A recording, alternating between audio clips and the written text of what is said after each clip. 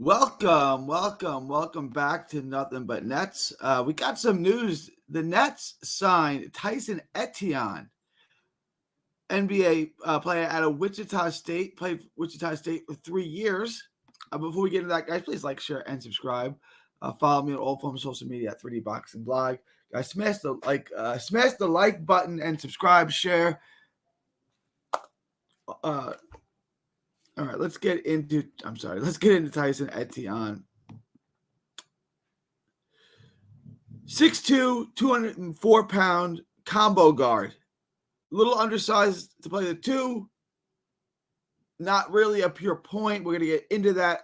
Has some roots, interesting roots. He is the nephew of Marcus Camby, former Knick great, and former net great DeAndre Jordan, NBA champion DeAndre Jordan. I'm sorry, he's the nephew of Camby and the cousin of DeAndre Jordan.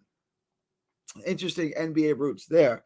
I didn't know those guys were related in any way, so that's interesting to say the least. Additionally, he played at Long Island Lutheran. He transferred to Long Island Lutheran for his junior season after playing in New Jersey at Dwight Englewood School in Englewood. So he's got some local flavor, some New York and New Jersey background, and some roots. Like I said, 6'2", 204-pound combo guard. He's a shooter. He is what he is. He's a catch-and-shoot guy. He's been out of college for a while. He played 3 years at Wichita State. And his third year, his stats really, really declined, which is interesting. He's taking a ton of shots. He carries the load offensively. He's not like Cam Thomas because he's more of a high-volume, long-range shooter. He's not really a mid-range guy. He's a three-point shooter. He can pull up from the logo. That's what he is. He can shoot from anywhere. He's got unlimited range, but he's extremely streaky. This is a guy who's going to cook. When he's cooked, he's going to be the most beloved guy on the Nets, and when he's off, he's got to be on the bench because there's nothing else that he can do. He can defend his position. I don't want to be too hard on the guy. He can defend his position. He's pretty quick. He's got decent athleticism. He can handle the ball. He can dribble a little bit. He's got a little bit of handle, but he's got no vision, right? That's why he really can't play the point. He can break down defenders, and he can handle the rock, but the vision's not there. He's looking to score. His last 2 years, I want to go over this. His last 2 years at Wichita State were 2021 and 21-22. So it's been a few years since he's been in college. He's 25 years old, I believe. In 2021, his sophomore year, averaged 16.3 points a game, but only shot 34% from two-point range and shot 39% from three-point range. In 21-22, he upped his two-point percentage from 34 to 41%, and his three-point percentage just fell through the floor. It went from 39.2% to 32.6%. And his scoring average went from 16.3 to 14.9.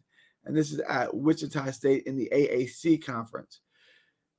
He just played those years. He had other years of eligibility, but he went to forego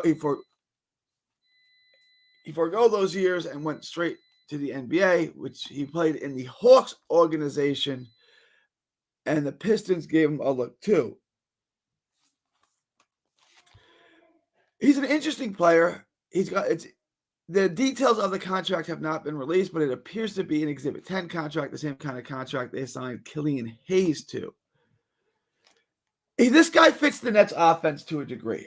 My guess is he's going to start the season and probably play out the season in the G League. Will he get a look at the NBA roster? That's going to depend, I believe, on how he shoots in the G League, because he's only going to do one thing. He's going to shoot. And I'm not saying he can't defend his position. He can defend it a little bit. He stays on his man, but that was at the college level. We really haven't got to see him above and beyond that. So the highlights and the game tape that I'm looking at is from a few years ago.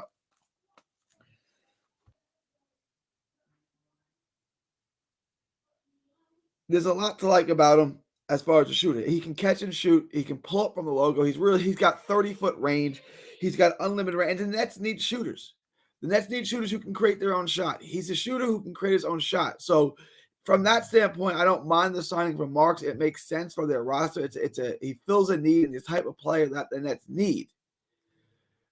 Where does he fit in I mean, the NBA comps I've seen are, I would say, an aging Patty Mills a little bit, but the comps that I've seen are Bones Highland and former Piston Frank Jackson are the kind of comps I've seen. I think Bones Highland is a decent comp.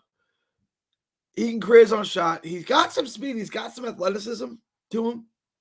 He's got a little bounce to his step. It looks like a guy that can contribute. We're going to find out. Defensively, he defends the pick and roll well. He can stay with his man. He can do certain things well defensively. I'm not saying he's going to be a stopper, but he's not going to be a liability defensively either. He's not going to be a traffic cone out there. The problem is he's undersized and he can't really handle the point guard. He's not a point guard. He's a two guard. He's a scoring guard. He's a shooting guard. He's a catch and shoot guy, pull up from anywhere guy. He can take you off the dribble a little bit, create his own shot, but he's not going to dime you up. He's not going to find open men. He's not going to really move the ball. That's not what he's there to do. Regardless of that, he certainly does fill a need for the Nets. The major drop-off in his three-point percentage shooting is concerning, but he was a one-man show there at Wichita State. He was carrying the workload, so he's going to launch grenades. He's going to put up bad shots, but you want to see that percentage tick up. You don't want to see it plummet through the floor like it did. Now, that again, it's a few years ago. There's not much tape on him outside of that.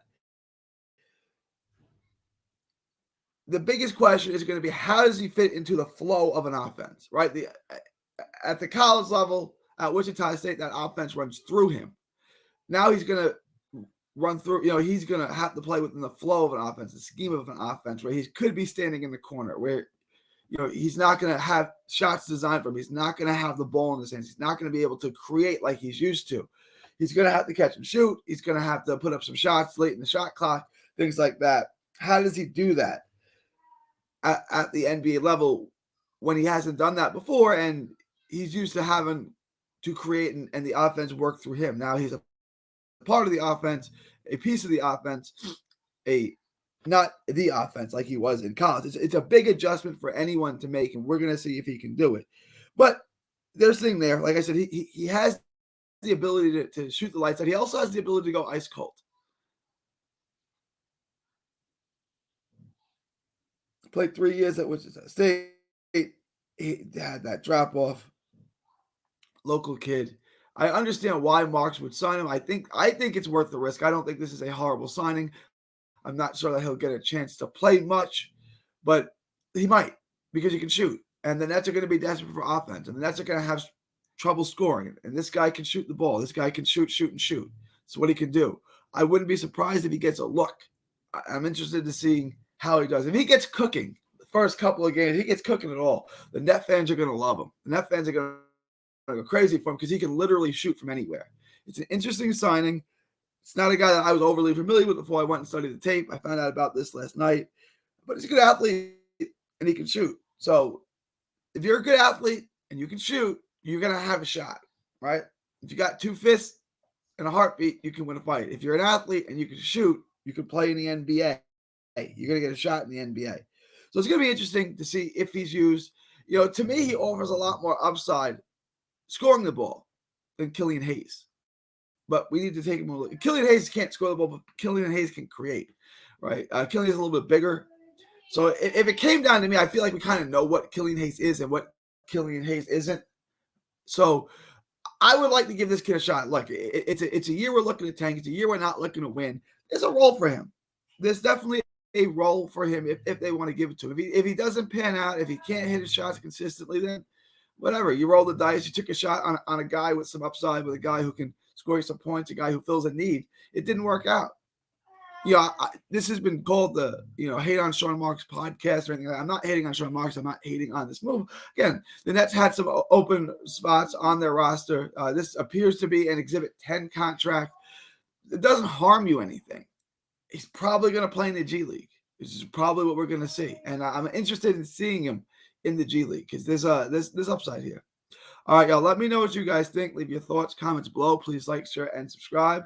Smash the like button. Follow me at 3D Boxing Blog on all forms of social media. This is It's September 11th.